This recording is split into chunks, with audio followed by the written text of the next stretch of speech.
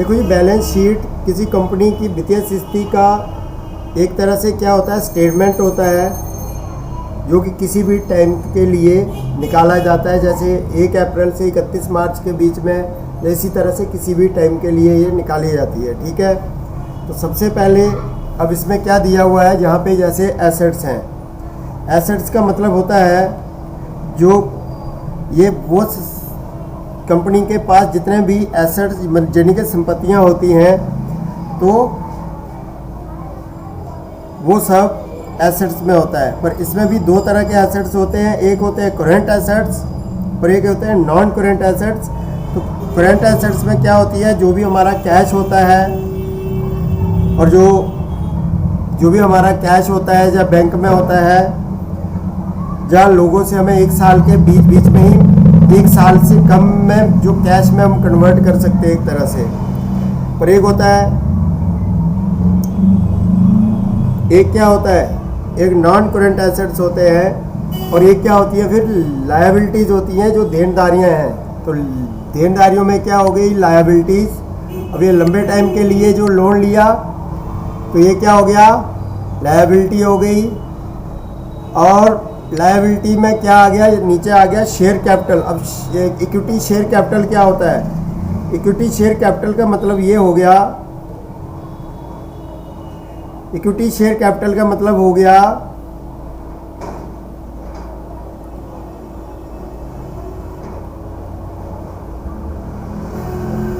क्या हो गया, इक्विटी शेयर कैपिटल का जितनी भी इन्वेस्टमेंट या कैपिटल शेयर धारकों ने, शेयर होल्डर ने कंपनी में निवेश किया हुआ है, इन्वेस्ट किया हुआ है, तो वो क्या होता है, इक्विटी शेयर कैपिटल होता है। फिर शेयर प्रीमियम क्या होता है, शेयर प्रीमियम का मतलब हो गया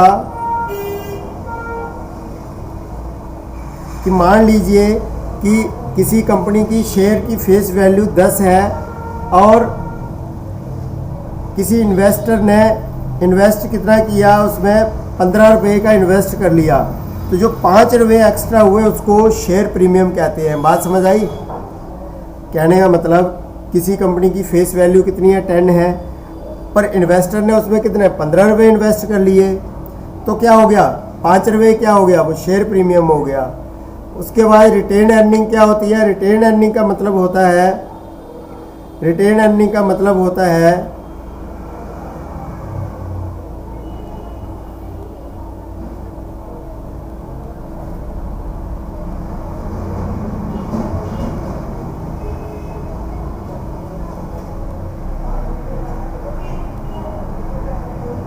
मानो किसी कंपनी ने पूरे साल में कुछ प्रॉफिट कमा लिया और वो जो प्रॉफिट डिविडेंड यानी कि लाभांश डिविडेंड दे दिया, और डिविडेंड देने के बाद जो पैसा कंपनी के पास बचा रहता है उसको कहते हैं हम रिटेन अर्निंग। सैंडरी क्रेडिटर हम कह सकते हैं कि जिनसे हमने उधार में माल बेचा था उनको हमें अब कितना अमाउंट और देना है। बिल पेएबल का मतलब होता है जैसे कोई भी बिल जो देने हैं हमें। और स्टैंडिंग एक्सपेंसेस में मतलब जो अलग अलग देनदारियां हैं हमारी। तो इस तरह से इन सभी का, और लंबे टाइम के लिए लोन, इसमें वैसे शॉर्ट टर्म लोन भी होता है, लेकिन शॉर्ट टर्म लोन वो होता है जो 1 साल के अंदर ही पे किया जाता है, समझ गए, वो अभी इसमें दे नहीं रखा। अब फिक्स एसेट्स, मानो आपने फिक्स एसेट्स कोई संपत्ति बना ली कितने की, 7 लाख रुपए की। फॉर एग्जांपल क्या देते कि आपने 7 लाख की एक कार खरीदी, जिसमें से लेस हो गए आपके कितने हैं, 20,000 रुपये लेस हो गए। तो एक नेट फिक्स एसेट कितने आपके आज के टाइम में 6,80,000 के हैं। कैश कितना पड़ा है कंपनी के पास, इन्वेंट्रीज होता है जो भी हमारे गोडाउन में जो भी इन्वेंट्रीज पड़ी है, जो माल पड़ा है 1,30,000 का पड़ा है। उसके बाद नेट फिक्स एसेट इतना हो गया। कैश कितना पड़ा है कंपनी के पास, 1 लाख रुपये। मार्केट टेबल सिक्योरिटी 80,000 है। अकाउंट रिसीवेबल कितना हो गया, जो लेना बाकी है। मानो फॉर एग्जांपल हम कह सकते हैं कि उधार में हमने लोगों को माल बेचा तो उनसे इतने का लेना है। तो टोटल जो इसके एसेट्स हो जाएंगे, तो इस तरह से यहाँ पे टोटल एसेट दिखाई देंगे। अब निकालनी है इसकी क्या, करेंट रेशो। तो करेंट रेशो निकालने के लिए क्या करते हैं, करेंट रेशो निकालने के लिए हमें क्या करना है, जो भी हमारी करेंट एसेट्स हैं, जो भी हमारे एसेट्स हैं, एसेट्स को हमने क्या कर देना है, यहाँ पे लायबिलिटीज़ के साथ डिवाइड कर देना है। तो एसेट्स में क्या है हमारा, D2 में क्या इन्वेंट्रीज, हमारी इन्वेंट्रीज कितने हैं, 1,30,000 के हैं। उसके बाद क्या हमारा D6 में यानी कि कैश हमारे पास कितना है, 1 लाख रुपये है। मार्केटेबल सिक्योरिटी कितनी है, 80,000 है। और अकाउंट रिसीवेबल कितना है, 2 लाख है। तो इसको हम किसके साथ डिवाइड करेंगे, जो भी हमारी लायबिलिटीज़ हैं। तो लायबिलिटीज़ में क्या है हमारा, क्रेडिटर है कितना, क्रेडिटर कितना है, D6 में, सॉरी क्रेडिटर का है हमारा B6, B7 और B8। तो यहाँ पे क्या है हमारा,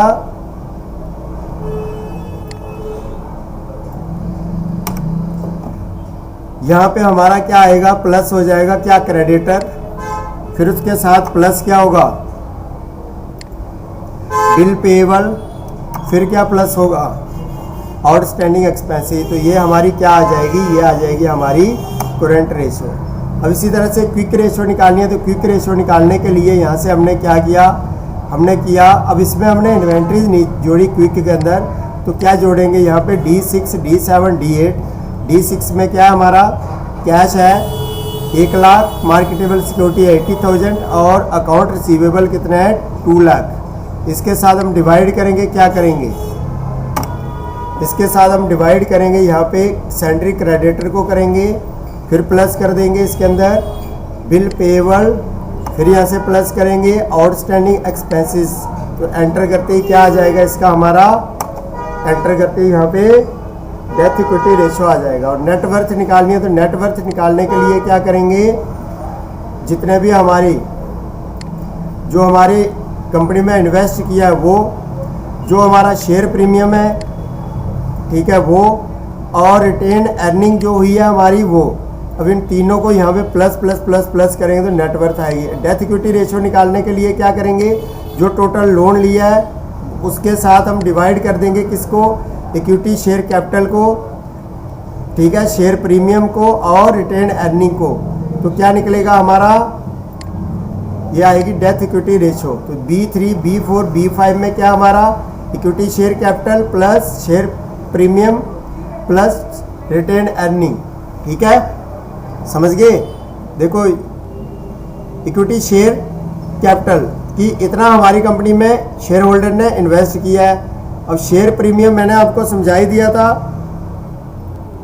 शेयर प्रीमियम का मतलब कि किसी का, मानो हमारे शेयर की भी जो फेस वैल्यू थी इतनी थी, मतलब 10 थी, तो उसके ऊपर किसी ने इन्वेस्ट कर दिया, कितना 15 कर दिया, तो जो 5 एक्स्ट्रा है तो वो क्या हो गया, वो शेयर प्रीमियम कहते हैं। और रिटेन अर्निंग कितनी हुई है, मानो अर्निंग पूरा प्रॉफिट इतना कमाया कंपनी ने, उसका हमने कंपनी ने डिविडेंड नहीं दिया, तो वो ये अमाउंट हो गया।